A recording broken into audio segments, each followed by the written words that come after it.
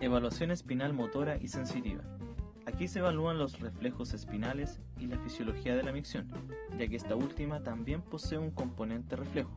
Luego se evaluará el sistema sensorial del paciente. Reflejos espinales. Frente a la presencia de compromiso motor, paresia o plejía, resulta fundamental para la neurolocalización de la lesión evaluar la actividad de los reflejos espinales. Lesiones a nivel encefálico o espinal que comprometen a la motoneurona superior causarán la pérdida de la actividad moduladora de tipo inhibitorio sobre la motoneurona inferior. Por ende, en la evaluación de los reflejos espinales se podrá apreciar una exacerbación de ellos, hiperreflexia, y un aumento del tono muscular. Por el contrario, lesiones que comprometen a la motoneurona inferior, cuerpo neuronal, axón, unión neuromuscular y o músculo efector generarán pérdida o ausencia del reflejo espinal evaluado, hiporreflexia o arreflexia, con pérdida del tono muscular. Para la evaluación de los reflejos espinales, el paciente debe ser posicionado en decúbito lateral y con los miembros relajados, evitando así falsas respuestas reflejas. Siempre se debe evaluar los miembros que están libres y no los que están apoyados sobre la mesa. Usualmente, la respuesta a los reflejos se gradúa en la siguiente escala: 0, ausente, signo de motoneurona inferior; más 1, deprimido, signo de motoneurona inferior; más 2, normal; más 3, exagerado, signos de motoneurona superior; más 4, exagerado con clonos, temblor muscular sostenido luego del estímulo, signo de motoneurona superior.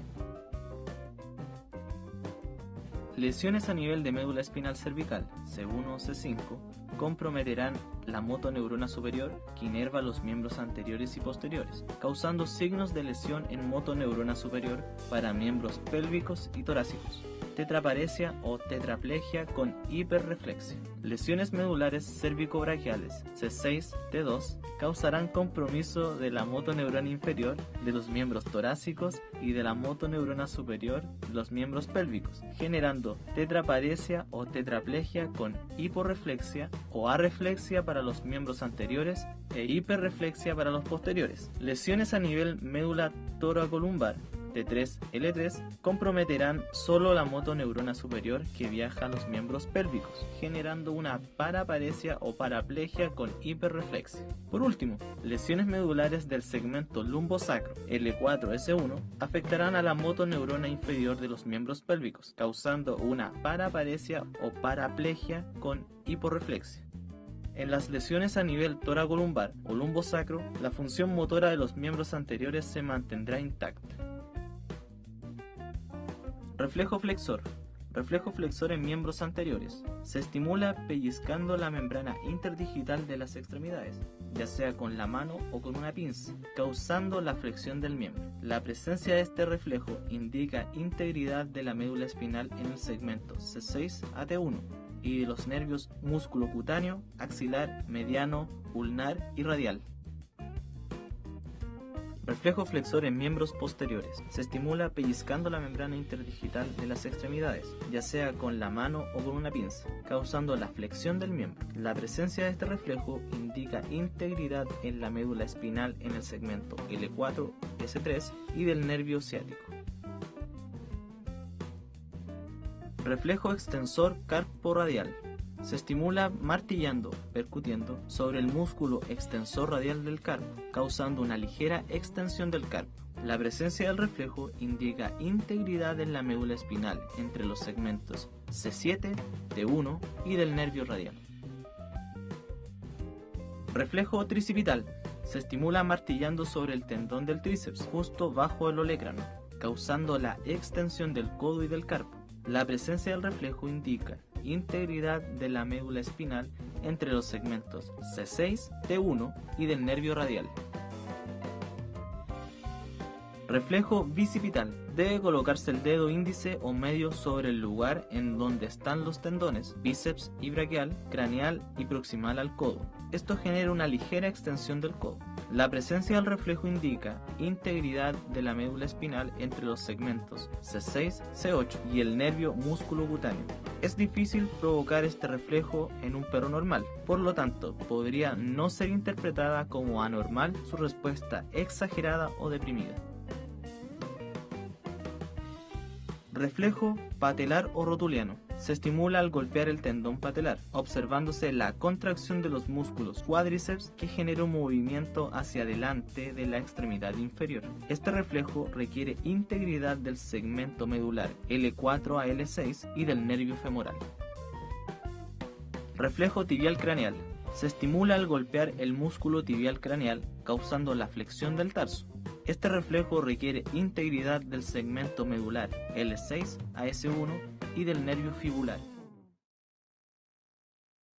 Reflejo perineal y reflejo vulvuretral. Se evalúa pellizcando la zona perineal y se debe observar la contracción del esfínter anal. Además, el reflejo vulvuretral se evalúa comprimiendo la vulva o el bulbo del pene, observando también contracción del esfínter anal. En ambos casos, además, se observa la ventroflexión de la cola. Estos reflejos requieren de la integración del segmento medular S1-S3 y de los nervios periféricos involucrados, tales como el nervio pudendo. Reflejo anal.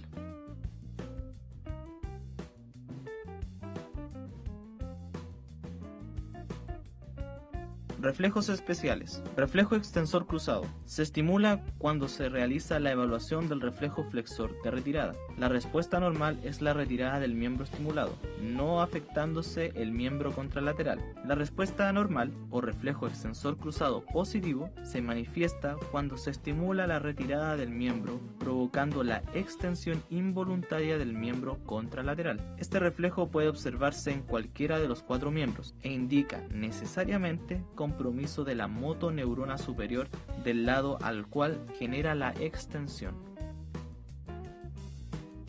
Reflejo panicular o músculo cutáneo del tronco.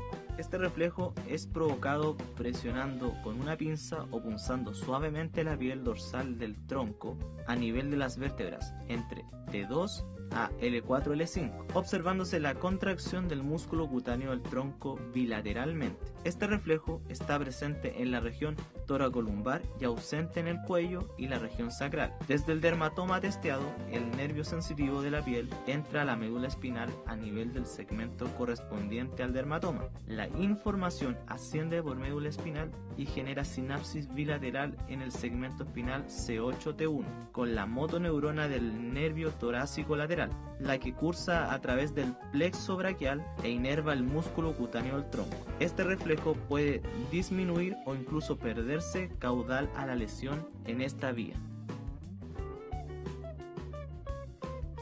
Reflejo de Babinski. Solo puede ser observado en los miembros pélvicos. Se debe frotar ligeramente la cara posterior de los metatarsos. La respuesta normal es una leve flexión de los dedos o ausencia de respuesta. La respuesta anormal o positiva al reflejo de Babinski se manifiesta por una extensión, separación y elevación de los dedos, dorsoflexión. Este signo puede ser apreciado en pacientes con lesiones de tronco encefálico, paresia crónica de motoneurona inferior en miembros pélvicos y lesión del tracto córtico-espinal. Reflejo de la micción. Fisiología de la micción. Para un adecuado funcionamiento del reflejo de micción se necesita la integración del reflejo detrusor, del esfínter uretral interno y externo.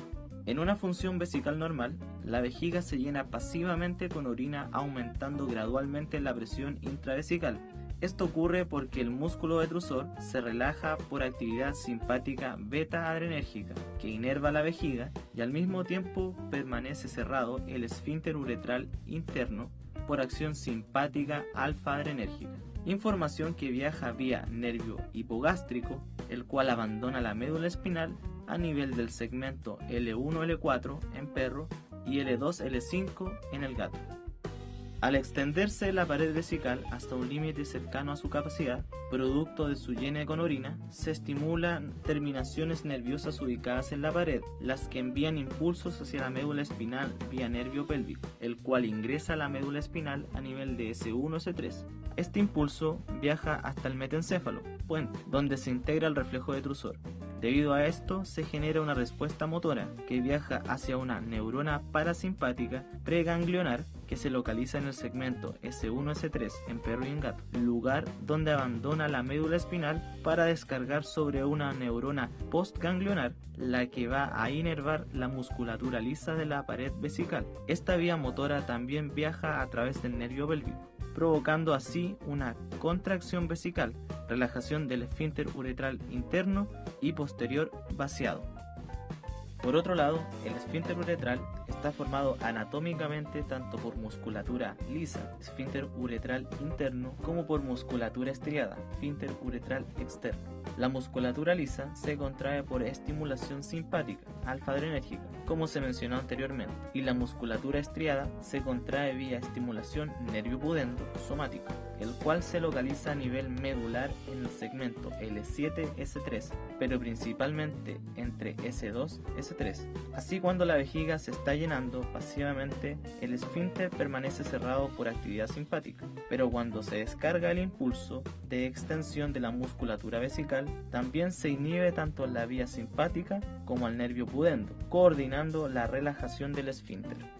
Cuando se ha vaciado la vejiga, se detiene la actividad parasimpática y se estimula la actividad simpática y nervio pudendo. Por lo tanto, la vejiga se relaja y el esfínter se cierra. Por otro lado, los receptores sensoriales en la pared de la uretra detectan el estiramiento, dolor y el flujo de la orina. Estos receptores están inervados primariamente por fibras aferentes del nervio pudendo, aunque los receptores nociceptivos son inervados por fibras aferentes del nervio hipogástrico. Cuando se realiza el examen neurológico, primero se debe obtener el máximo de información acerca de la actividad urinaria del paciente. Luego se debe palpar la vejiga para conocer el estado de esta. Por ejemplo, saber si está distendida, si se vacía con facilidad o no, si está laxa, etc. Trastorno de motoneurona inferior.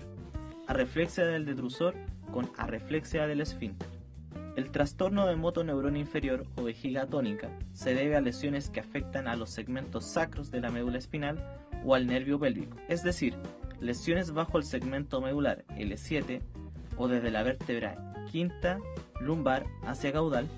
Clínicamente, estos pacientes se caracterizan por presentar una vejiga flácida, pero con contenido de orina, la cual es fácil de vaciar manualmente.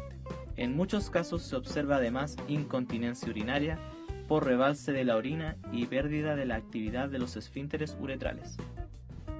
El trastorno de motoneurona superior o vejiga continente se produce por una lesión que afecta a la médula espinal por encima de los segmentos sacros o por sobre el cuerpo de la quinta vértebra lumbar. Esto provoca una contracción refleja incompleta del detrusor y espasticidad del esfínter uretral con un vaciamiento incompleto de la vejiga. La vejiga es grande, turgente e inicialmente difícil de presionar, generando una incapacidad para orinar, continencia urinaria. Fenómeno Chip-Charrington. Se debe a una lesión en la médula espinal entre T2 y L4. Otros autores lo describen como una lesión entre los segmentos T3 y L3. Es una excepción a los signos neurológicos, debido a que se observa una hiperextensión de las extremidades anteriores y una parálisis de las extremidades posteriores. Implica severidad y profundidad en el daño.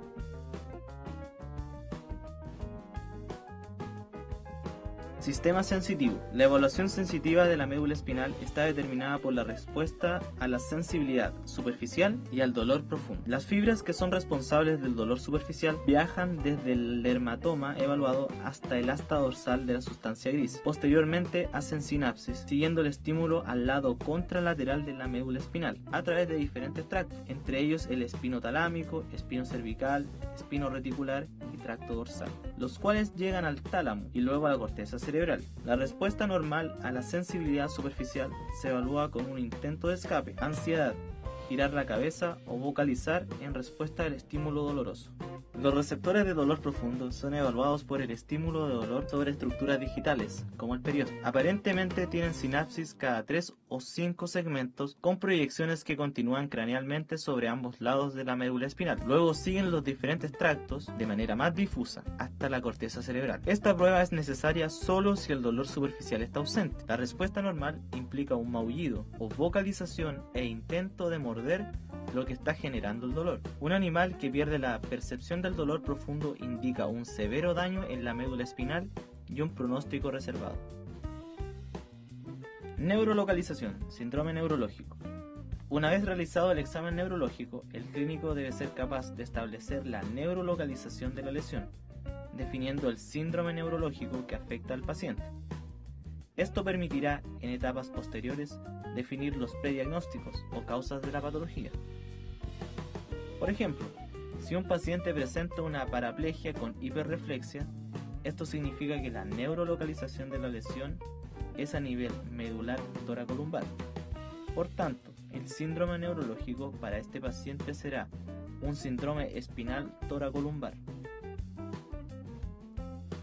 Los síndromes neurológicos pueden ser variados, sin embargo podemos agruparlos en los más descritos. Síndromes encefálicos: síndrome cortical, troncal, pontinocerebelar, cerebelar, convulsivo, etc. Síndrome vestibular: central y periférico. Síndrome espinal: cervical, cervicobraquial, toracolumbar y lumbosacro. Síndrome neuromuscular y síndrome de Coudegui.